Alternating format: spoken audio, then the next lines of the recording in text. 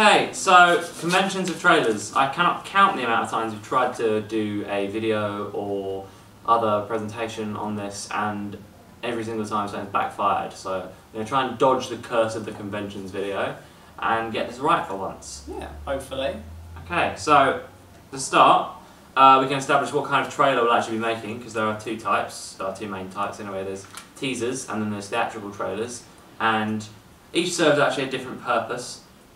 So a teaser trailer is generally released up to a full year before the film comes out, and is generally kind of only up to about a minute long, because the film isn't finished yet, and so they don't have all the footage to use to make a longer trailer, so they can only show you that little bit of what they've actually done, which is why they're usually not really very chronological or cohesive and don't really tell the story as we see in a theatrical trailer. Yeah. The theatrical trailers themselves are obviously much longer because they're released closer to the film's debut, if you will. So they're often 2 to 3 minutes in length because there's more footage to show. Generally, they follow the 3-act system as well. We'll probably get onto that in a minute. Yeah. So the teaser is designed to kind of pique people's interest a long way in advance and get people excited for the film. Yeah. But can't really show them a lot.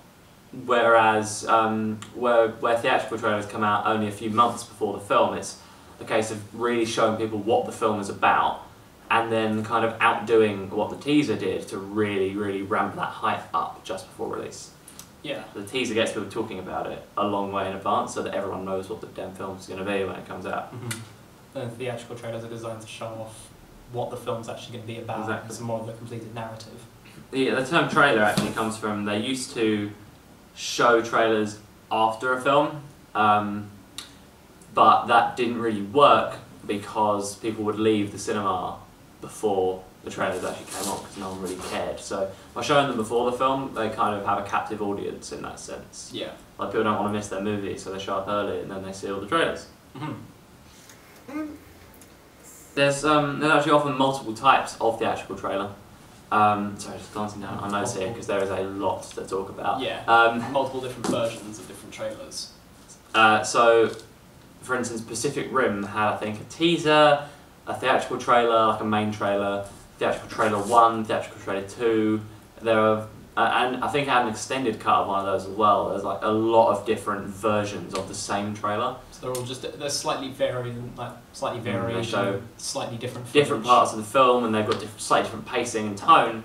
And in doing that, they can actually appeal to slightly different audiences by showing kind of slightly different aspects of the film generally.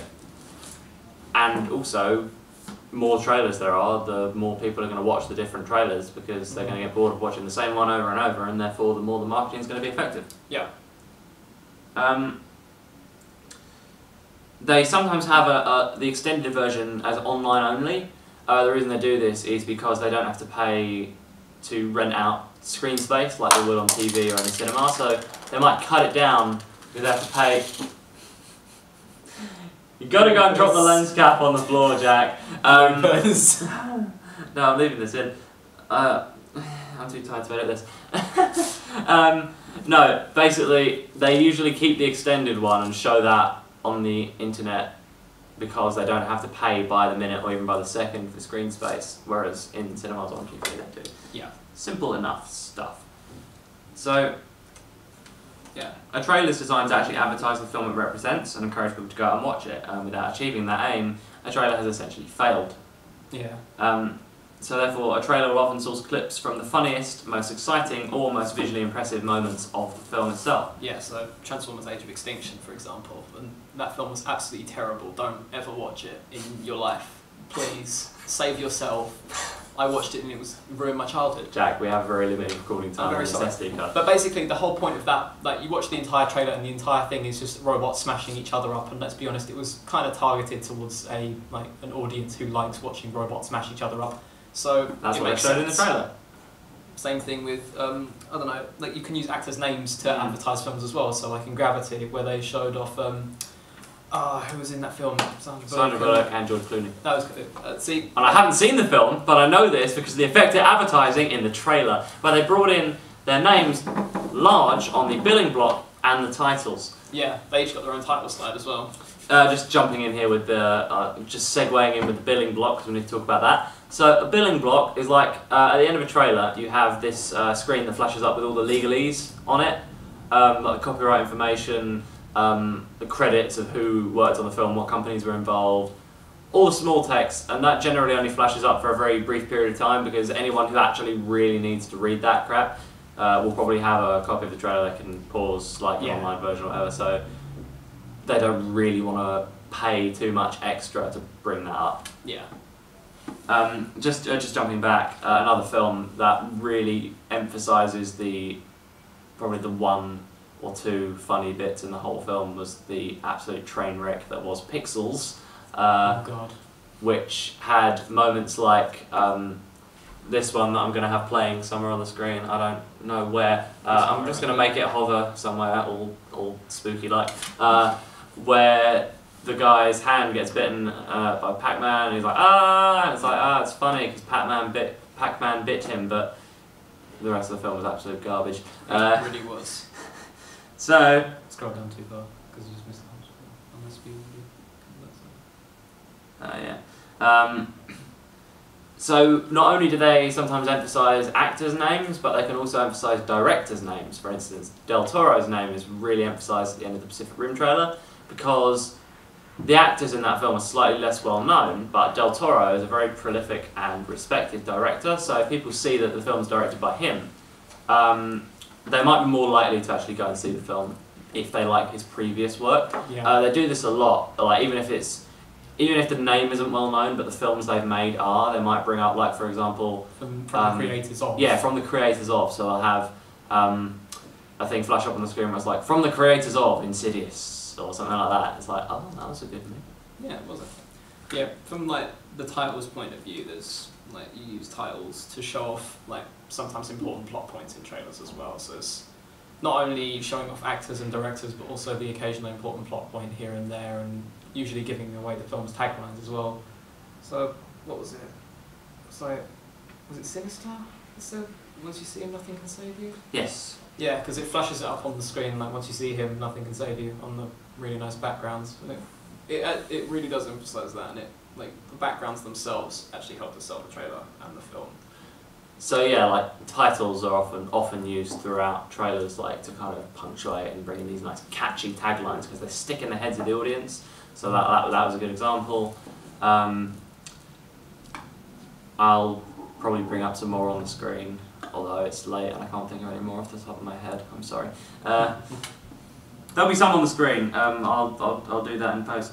Also, logos as well. Logos can be used to advertise films as well in the same way that directors think. Yeah, so you build up a recognisable logo and a house style, you carry that on through the whole trailer. Even in the Pacific Rim trailer, even the Warner Brothers logo is stylised like the Pacific Rim logo to keep kind of a brand identity running throughout the trailer. Yeah, so you can always see, obviously, what film, like you can still see that they have worked on this film. It's sort of like an association. And if you look at the Crimson Peak trailer, like the Universal, I think, yeah, the Universal logo, it like comes up in red, where it usually wouldn't do that. So again, that's like an example of maintaining brand identity throughout the whole thing. Yeah. I just spilled my tea. I'm an idiot. Oh dear. Casually mops up tea.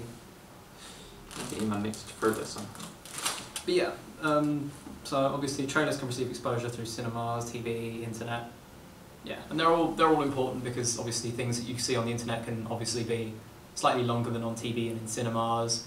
Well, simply because you don't have to pay for airtime and in cinemas you're more likely to have the trailer associated with a film that someone's like if you were going to, I don't know, see Transformers Age of Extinction or something like that, you'd probably get which you shouldn't do. Which you shouldn't do.